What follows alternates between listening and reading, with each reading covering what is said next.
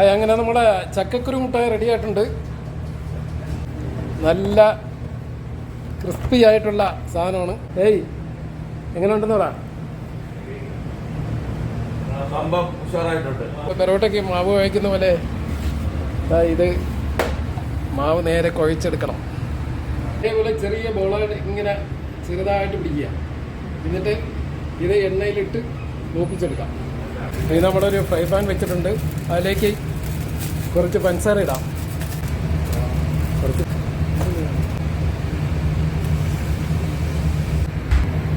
ബീട്രൂട്ടിൻ്റെ അത് ചതച്ചെടുത്തിട്ട് അതിൻ്റെ വെള്ളം ചേർക്കുകയാണ്. കളർ കിട്ടും.